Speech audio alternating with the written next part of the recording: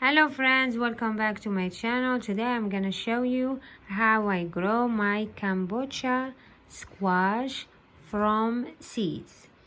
I got an organic Kabocha from the grocery store. It was from I think it was from Sprouts, and this is the seeds over here. I just gonna show you guys like one seed because I got it already outside in my garden. I just gonna show you the process how I did it.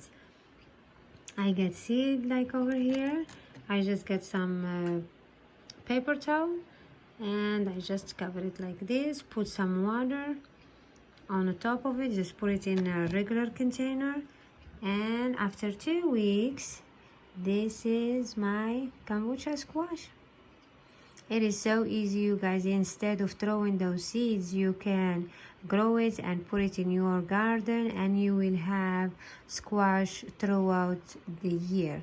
And I just start gardening this year and I see a lot of improvement. It's like wherever I put the seeds, it's like when you take care of it, you fertilize it, you take care of it, it will grow and give you more squash.